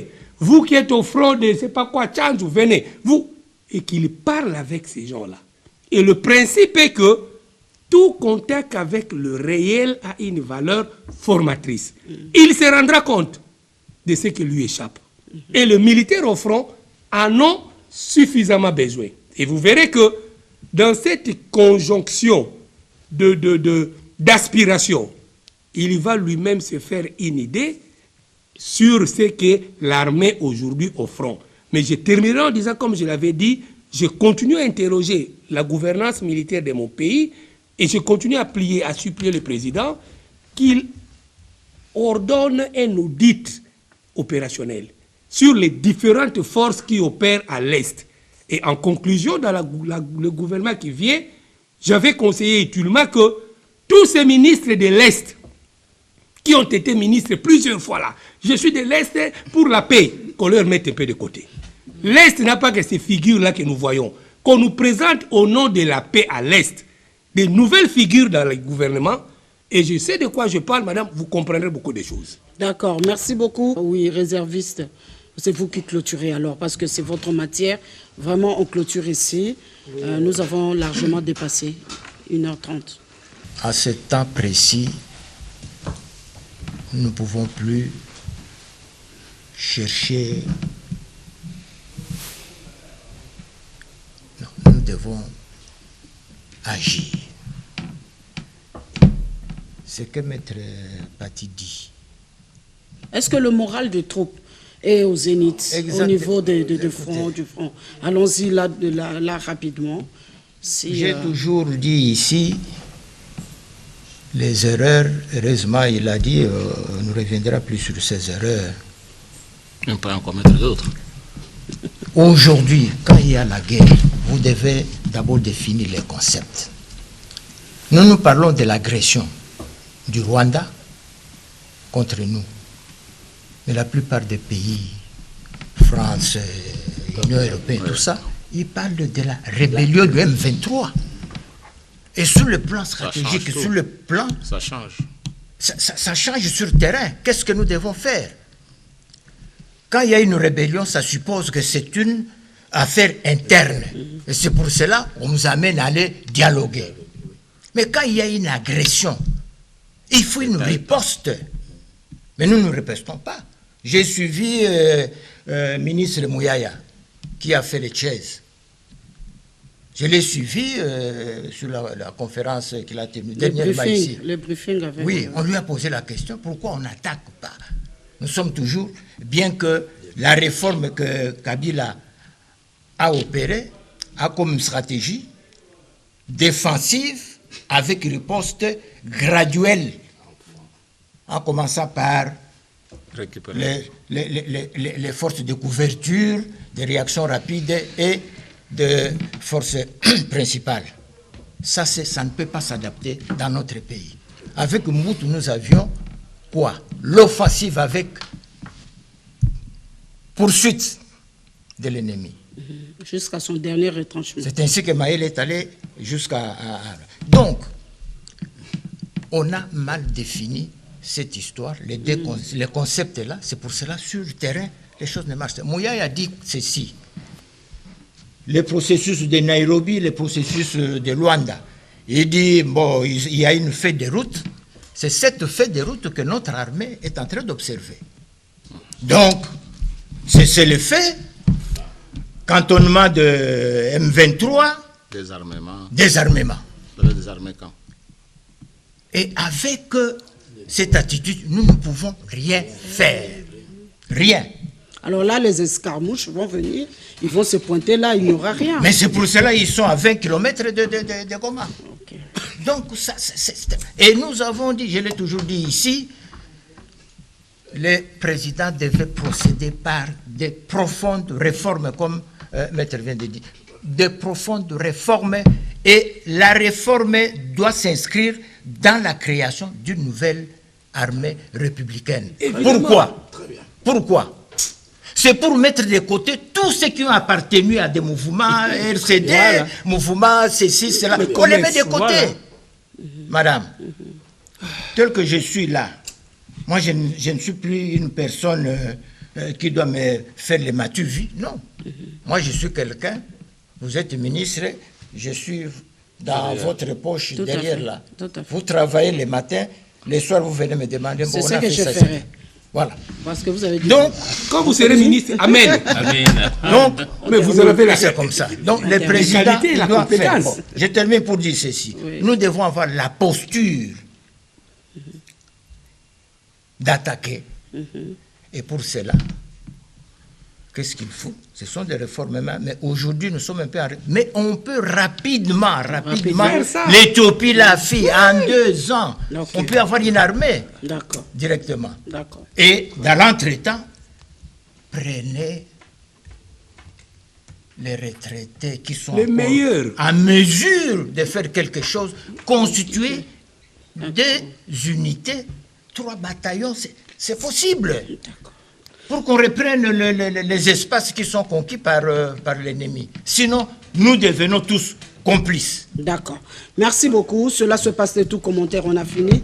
Pour ceux qui n'ont pas pris la parole, on va y revenir la semaine prochaine. Mais nous avons cette ferme conviction que sur les terrains, les choses vont changer par rapport à ce que vous donnez, vous présentez comme analyse et des suggestions, des recommandations qui sont faites autour de cette table, que les critiques qui sont formulées, qui sont des critiques objectives, puissent vraiment aider la République démocratique du Congo à aller de l'avant, parce que les dysfonctionnements auxquels nous avons fait allusion tout au long de cette émission ne peut plus faire partie du deuxième mandat.